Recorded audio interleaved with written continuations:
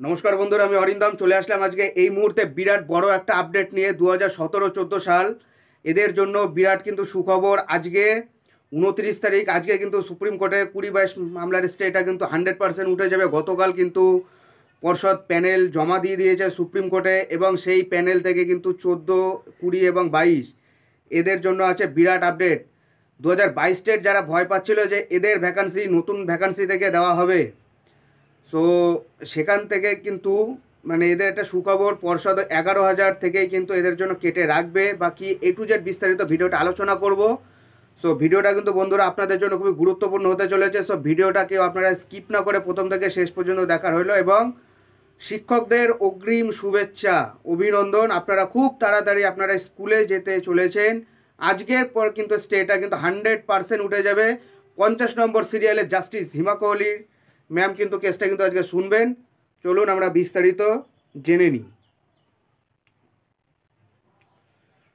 20-22 প্রাথমিক শিক্ষক নিয়োগে ড্রাফট প্যানেল সহ যে তথ্য সুপ্রিম কোর্টের প্রাথমিক শিক্ষা পর্ষদ এফিডেভিট আকারে জমা করলো, তার কিছু বিষয় আজকে আলোকপাত করব।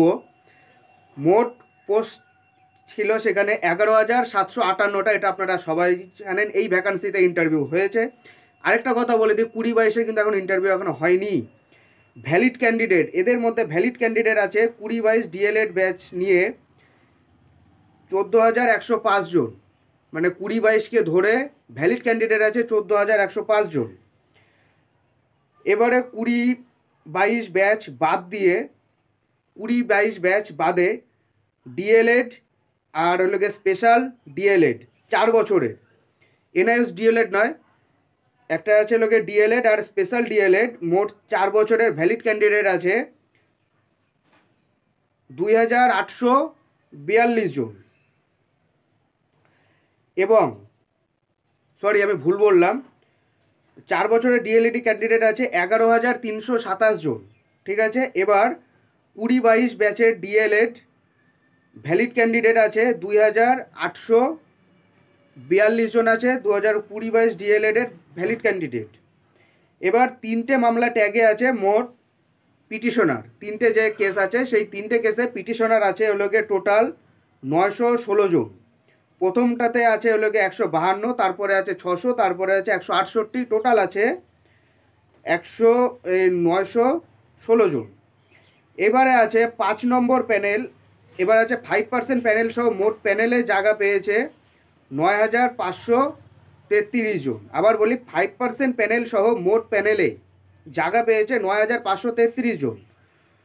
আর হলো গিয়ে 20-22 ব্যাচে ডিএলএড ক্যান্ডিডেট প্যানেল থেকে বাদ পড়েছে 2,108 জন। অর্থাৎ 20-22 কিন্তু পর্ষদ অলরেডি এদের আলাদা করে দিয়েছে। এখন হলো গিয়ে সুপ্রিম কোর্টে জাস্টিস হিমা কোহলি বলার সময় অপেক্ষা।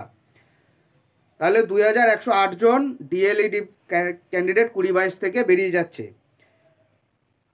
আরেকবার বলে দিই, 20-22 নিয়ে ভ্যালিড ক্যান্ডিডেট আছে 20-22 এ টু জেড নিয়ে যারা যারা ইন্টারভিউ দিয়েছিল, টোটাল ভ্যালিড ক্যান্ডিডেট 14,015 জন। 20-22 বাদে ভ্যালিড ক্যান্ডিডেট 11,327 জন। আর মোট 20-22 ক্যান্ডিডেট আছে 2,842 জন। মোট কোয়ালিফাইড ক্যান্ডিডেট আছে 9,553 জন, কিন্তু কোয়ালিফাইড ক্যান্ডিডেট আছে এখান থেকে এনআইওএস বাদ, বিএড বাদ। 2022 স্টেটের জন্য বিরাট সুখবর, নিয়োগ 2 থেকে 4 দিনের মধ্যে আসতে চলেছে। সো বন্ধুরা, এই মুহূর্তে এটা হলো সব থেকে বিগ ব্রেকিং নিউজ। সো ভিডিওটা যদি ভালো লেগে থাকে, লাইক কমেন্ট শেয়ার মাস্ট। ভালো থাকবেন সবাই, দেখা হচ্ছে পরের ভিডিওতে। জয় হিন্দ, বন্দে মাতরম, ভারত মাতা কি জয়। নমস্কার।